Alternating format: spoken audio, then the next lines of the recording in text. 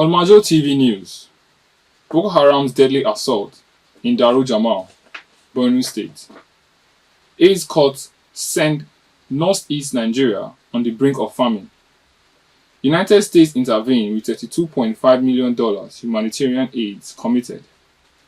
Osuma ruled out ahead of the crucial World Cup qualifiers. Nigeria and India to bid for the 2030 Commonwealth Games. Welcome to today's news on Majo Television. I am Charles AKUDO. The news in details. In a devastating blow to resettlement efforts, Boko Haram militants launched a violent nighttime raid on the Daru Jamal, a village in Bama local government. On Friday, an attack by Daru Jamal in the Bama local government area of Borno State resulted in the death of at least 63 people. According to one of the village residents, Mohammed Babagana, who spoke to our reporter, said the victims were individuals who had recently returned from a camp for internally displaced persons, IDP. The chairman of Bama's local government area reported that over a dozen houses were set ablaze and more than 100 people were forced to flee. Boko Haram, Nigeria's homegrown Islamic group, had been engaged in armed conflict since 2009, opposing Western education and promoting their radical interpretation of Islamic law, with the conflict extending into Nigeria's northern neighbors, including Niger. Over 60 civilians were brutally killed, with some estimates suggesting higher figures as rescue efforts continue. Homes and relief vehicles were set ablaze, displacing scores of residents who had escaped conflict only to face this atrocity. Survivors recount that attackers stripped away any semblance of security, leaving the community in deep trauma. Despite early warnings, reinforcement was significantly delayed, prompting outrage and demands of accountability. Governor Babagana Zulum has pledged immediate deployment of additional security forces and emergency support, yet the region's fragile peace remains severely threatened. Some months back, we had a meeting in Abuja with the National Security Advisor and other heads of security agencies on the need to establish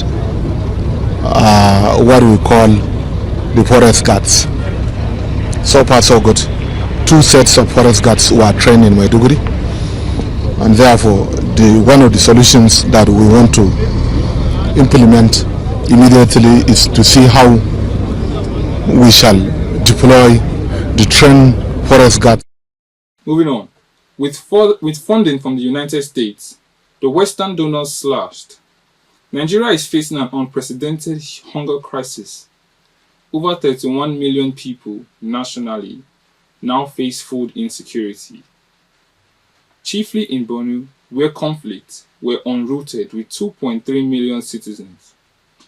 The World Food Programme has closed down 150 nutrition centers, severely limiting access to vital ready-to-use therapeutic food, the RUTF.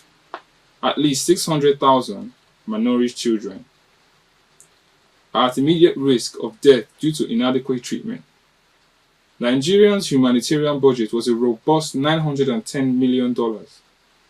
It has been slashed to $300 million, and only half this amount has been funded as of August. In a camp for displaced people in northeast Nigeria, 40-year-old Hadiza Ibrahim worries about where her next meal will come from. She and her 8 children rely on food aid, but supplies from humanitarian groups are dwindling.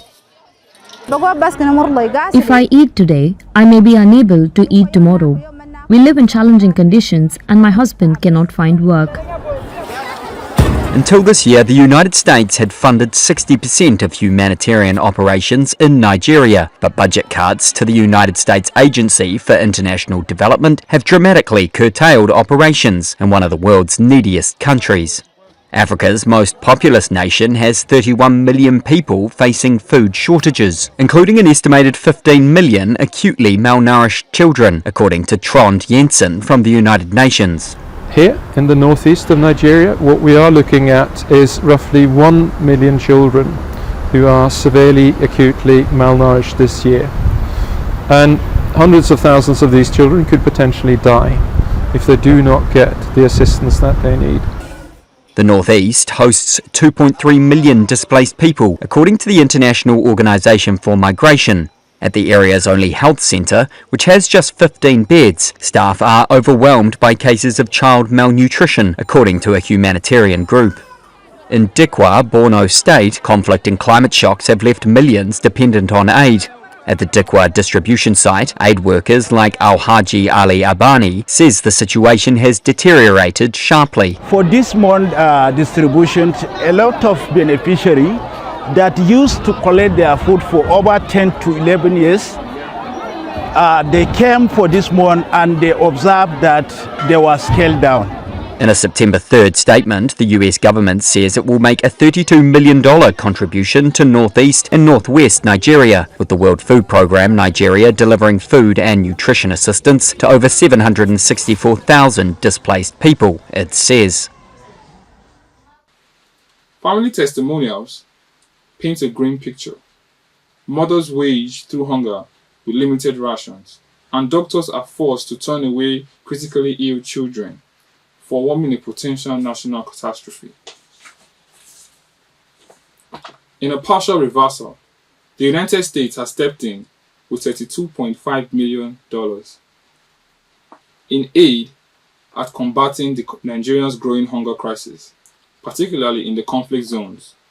The funds will support 764,000 internally displaced people, offering food vouchers and nutritional supplements to 43,000 children and 41,000 pregnant or breastfeeding mothers, while a welcome intervention aids working consumption and remains a drop in the bucket compared to the vast scale of needs.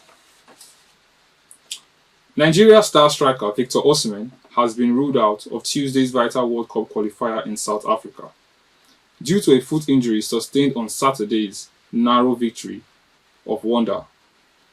Osimhen's premature exit in the first half leaves the Super Eagles without their most prolific goal scorer at a critical juncture. They trail South Africa by 6 points in Group C, and with only a group winner advancing directly, the stakes couldn't be any higher.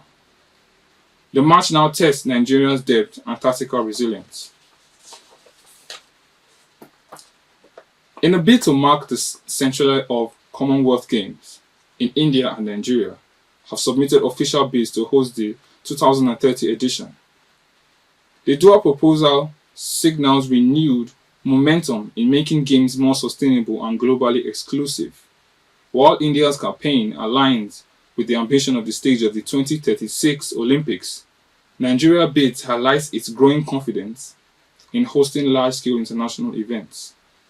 The selection outcome could set the tone for Africa's growing role in the global sports calendar.